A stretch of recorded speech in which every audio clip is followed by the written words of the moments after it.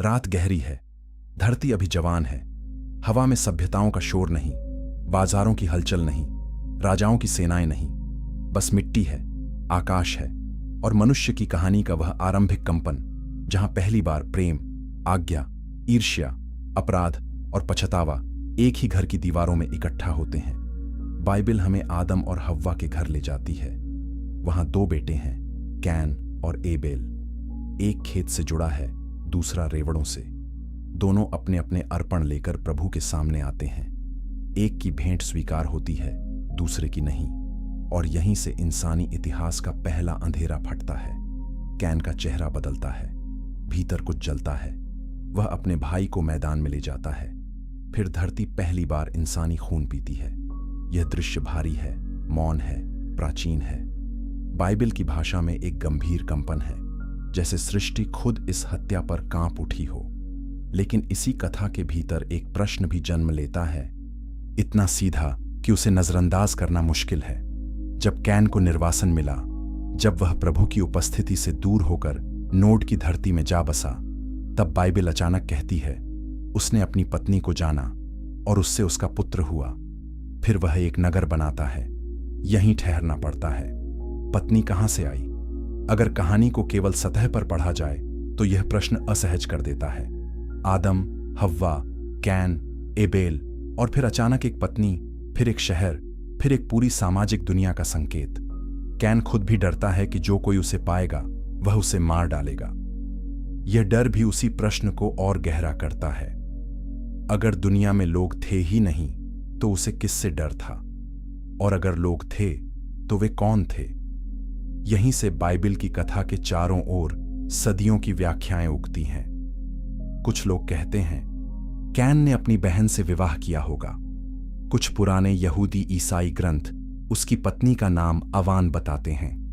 कुछ रिवायतों में जुड़वां बहनों का जिक्र मिलता है कि हर जन्म में एक लड़का और एक लड़की पैदा होते थे और भाइयों का विवाह दूसरी खेप की बहनों से कराया जाता था।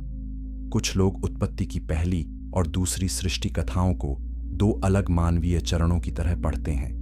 कुछ इससे भी आगे जाकर प्राचीन सभ्यताओं, सुमेरियन सूची और पूर्व आदम मानव समूहों की चर्चा करते हैं। ये सब कोशिशें एक खाली जगह को भरने की कोशिशें हैं। लेकिन इस आरंभिक बिंदु पर एक छोटी सी इस्लामी टिप्पणी जरूरी है और उसे बहुत स्वाभाविक रूप से समझना चाहिए। इस्लाम नबियों और पहली मानव पीढ़ियों के बारे में वैसी बातें स्वीकार नहीं करता जो अल्लाह की हिकमत को उलझन, विरोधाभास या नैतिक अपमान में बदल दें। इस्लाम के यहाँ आदम अलैहिस्सलाम केवल एक प्रतीक नहीं बल्कि सम्मानित नबी हैं।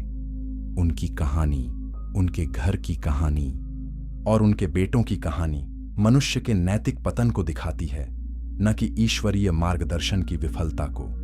इसलिए जहां बाइबिल की वर्तमान रचना कई पाठकों के लिए ऐसे प्रश्न छोड़ देती है जिनके उत्तर बाद की रिवायतों से टांके जाते हैं, वहां इस्लाम एक अलग रास्ता लेता है। लेकिन उससे पहले बाइबिल के इसी प्रश्न के साथ कुछ और देर बैठते हैं। कल्पना कीजिए, एक अकेला आदमी जिसने अपने भाई की हत्या की है, पूर्व की ओर भटकता चला जा रहा है। उसके माथे पर अपराध है, उसकी आत्मा पर निशान है। वह सिर्फ भाग नहीं रहा, वह अपने भीतर से भी बचना चाहता है। और फिर अचानक कहानी कहती है, उसकी पत्नी थी। इतना ही नहीं, वह एक शहर बनाने लगता है। यह बहुत छोटा वाक्य है, मगर इसके पीछे पूरा संसार खड़ा है। लोग, परिवार, श्रम, समय, जन्म, मृत्यु, संबंध, भय, भविष्य। जब कोई कथा इतनी बड़ी चुप्पी छोड़ती है तो मनुष्य उसकी भरपाई करता है। यही हुआ। बुक ऑफ जुबिलीज आई, उन नाम दिया गया। फिर दूसरी रचनाओं ने विवाह संबंधों का अनुमान लगाया। कुछ रिवायतों में कहा गया कि कैन अपने ही जुड़वां की सुंदरता पर अड्डा था, इसलिए उसके भीतर ईर्ष्या ने भाई की जान ले ली। यह सब सुनने में कथा को विस्तृत करता है, लेकिन एक अलग समस्या पैदा करता है। क्या यह वास्तव में प्रकाशना है या बाद के धार्मिक मन की बेचैन सिलाई? और सच तो यह है कि जब कोई परंपरा अपने मूल पाठ की खामोशी को बार बार परिशिष्टों से भरती है तो वह अनजाने में यह स्वीकार भी कर रही होती है कि मूल संरचना लोगों को संतुष्ट नहीं कर पा रही। कुछ आधुनिक व्याख्याकार इससे भी साहसी निष्कर्ष निकालते हैं। वे कहते हैं, शायद आदम पहले मनुष्य नहीं थे।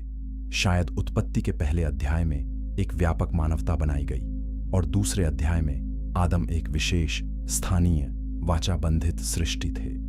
इस तरह कैन की पत्नी किसी पूर्व आदम जाति से हो सकती है। इस व्याख्या में नोड की भूमि पहले से आबाद थी। कैन का भय वास्तविक था और शहर निर्माण समझ में आता है। पहली नजर में यह समाधान बहुत आकर्षक लगता है, मानो एक पुरानी गांठ खुल गई हो। लेकिन ध्यान से देखिए, यह समाधान भी उसी संकट का लक्षण है, क्योंकि अब मूल प्रश्न केवल पत्नी कहां से आई नहीं रह जाता।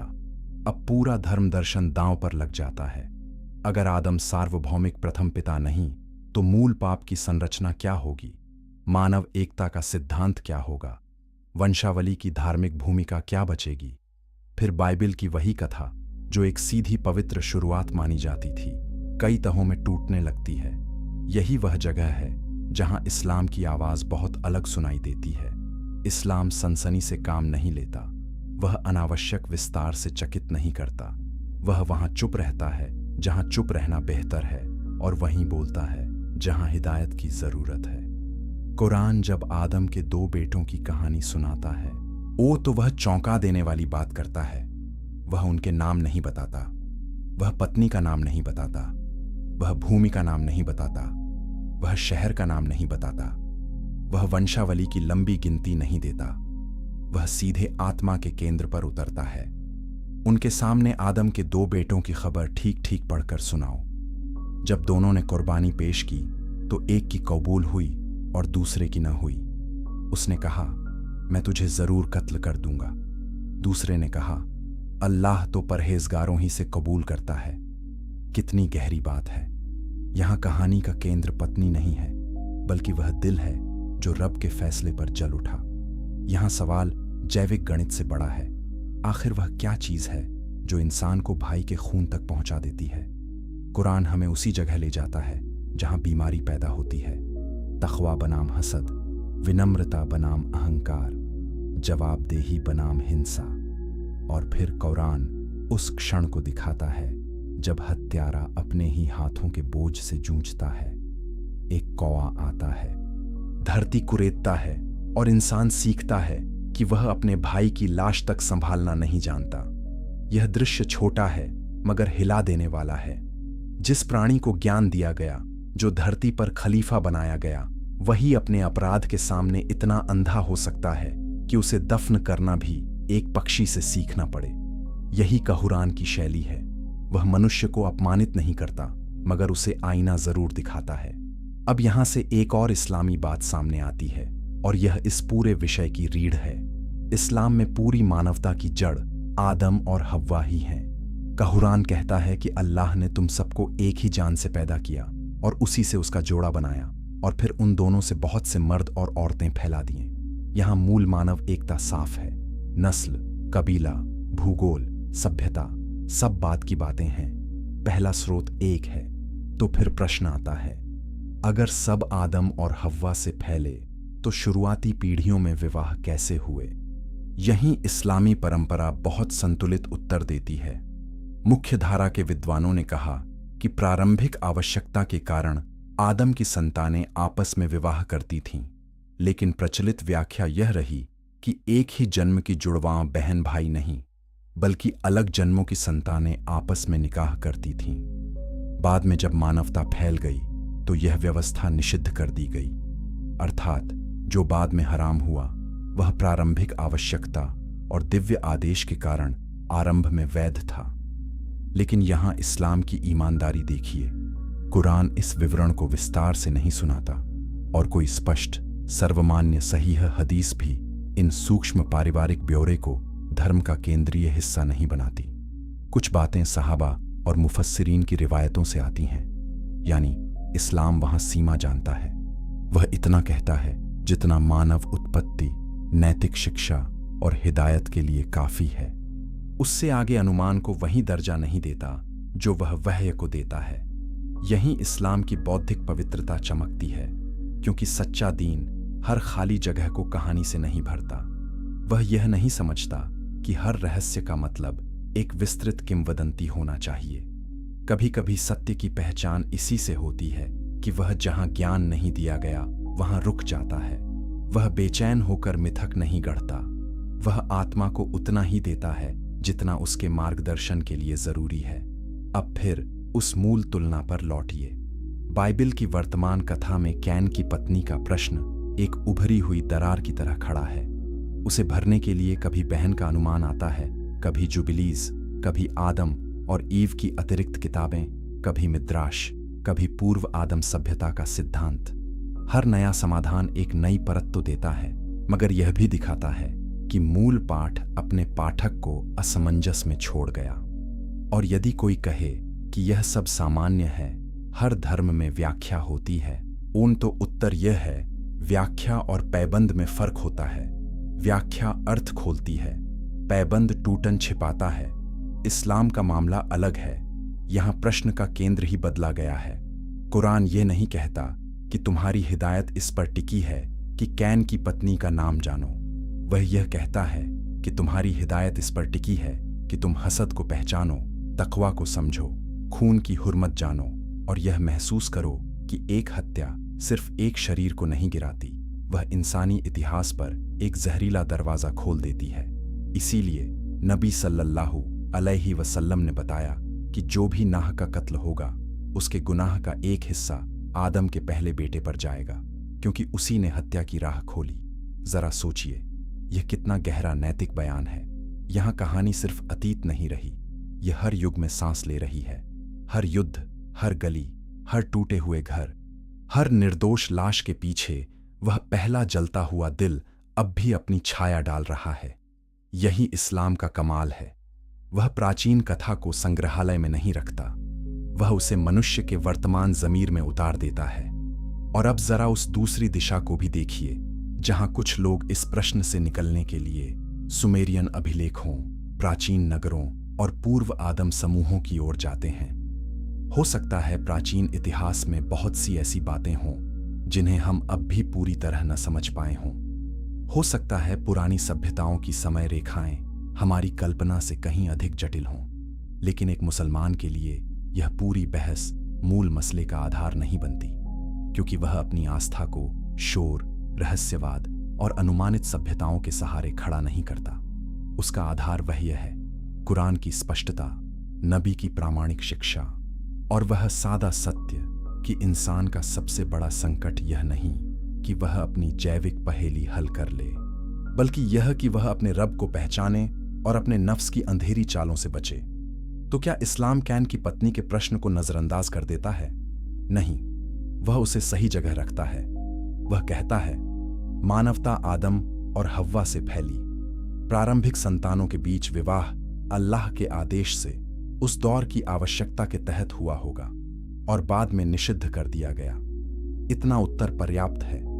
इससे न तो ईश्वरीय ज्ञान अपमानित होता है, न नबियों की गरिमा टूटती है, न अनावश्यक कल्पना को वह्य का दर्जा दिया जाता है।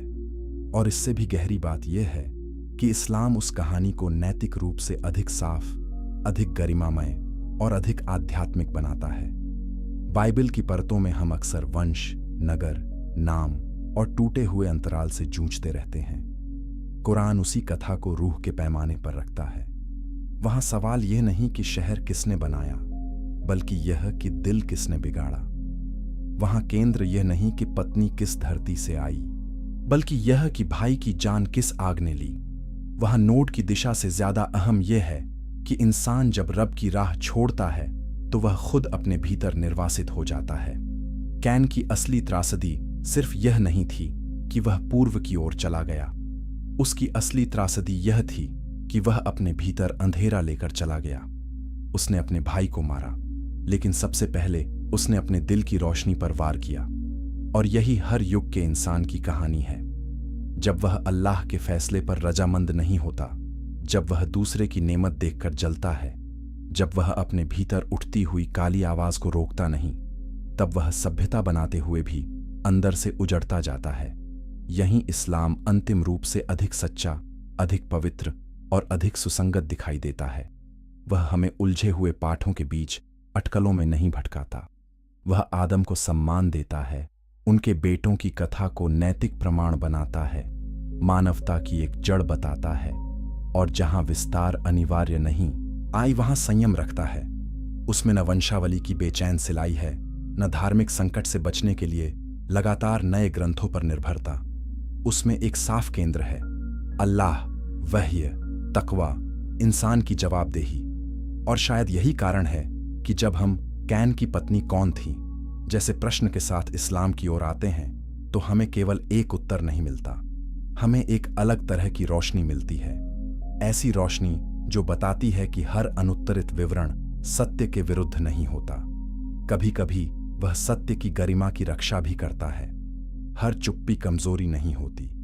कभी कभी वह इस बात की निशानी होती है कि अल्लाह ने तुम्हें उसी चीज पर ठहराया है जो तुम्हारे लिए सबसे ज्यादा मायने रखती है।